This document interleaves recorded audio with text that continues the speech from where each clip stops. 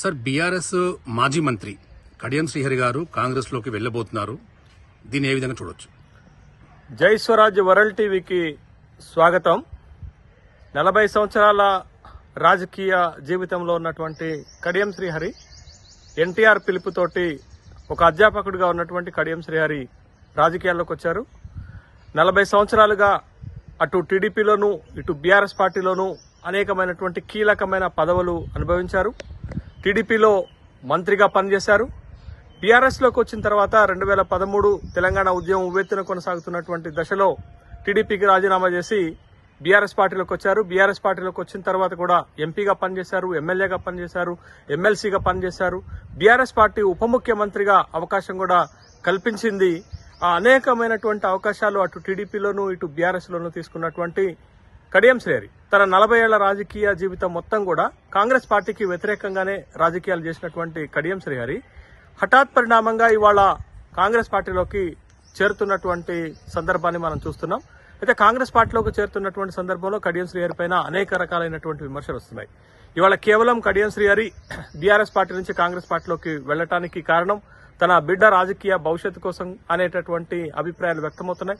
కడియం శ్రీహరి లాంటి ఒక సీనియర్ రాజకీయ నాయకుడు కూడా, కింది వర్గాల నుంచి వచ్చినటువంటి రాజకీయ నాయకుడు కూడా ఇవాళ వారసత్వ రాజకీయాలకు అతీతం కాదు, వారసత్వ రాజకీయాలకు ఇవాళ పెద్దపీట వేస్తున్నటువంటి క్రమంలో తన బిడ్డ రాజకీయ భవిష్యత్తు కోసం ఇవాళ కాంగ్రెస్ పార్టీలోకి వెళ్తున్నారని ఇవాళ బీఆర్ఎస్ పార్టీ కడియం కావ్యకు వరంగల్ లోక్సభ స్థానం నుంచి పోటీ చేయడానికి టికెట్ ఇచ్చినప్పటికి కూడా వరంగల్ లోక్సభ స్థానంలో బీఆర్ఎస్ పార్టీకి గెలుపు అవకాశాలు లేవు అనేటటువంటి ఉద్దేశంతో, కాంగ్రెస్ పార్టీకి గెలుపు అవకాశాలు ఉన్నాయనేటటువంటి ఉద్దేశంతో తను పార్టీ మారుతో పాటు తన బిడ్డ పార్టీ మారుతూ వరంగల్ లోక్సభ స్థానానికి కాంగ్రెస్ పార్టీ అభ్యర్థిగా నిలబెడుతున్నటువంటి సందర్భంలో ఇది ఫంక్తు అవకాశవాద అధికారదాహ రాజకీయాలతోటే కడియం శ్రీహరి బిడ్డ ఇవాళ పార్టీ మారుతున్నారనేటటువంటి అభిప్రాయాలు స్థానికంగా వ్యక్తమవుతున్నాయి.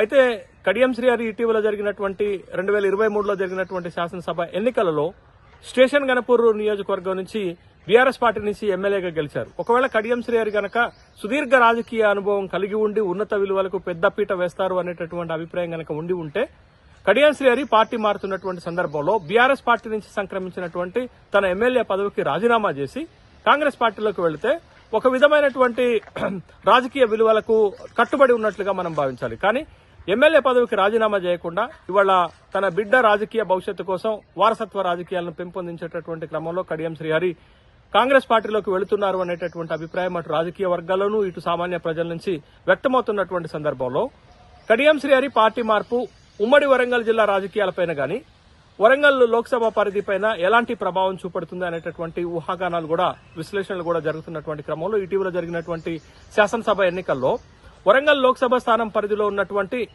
7 శాసనసభ స్థానాలలో కాంగ్రెస్ పార్టీ 6 శాసనసభ స్థానాలు గెలిస్తే స్టేషన్ గణపూర్ బీఆర్ఎస్ అదే కడియం శ్రీహరి బీఆర్ఎస్ నుండి గెలిచారు. అయితే ఇప్పుడు ఆ ఒక్క శాసనసభ్యుడు కూడా ఇటు రావడం వల్ల వరంగల్ లోక్సభ స్థానం పరిధిలో కాంగ్రెస్ పార్టీ బలంగా కనపడుతుంది.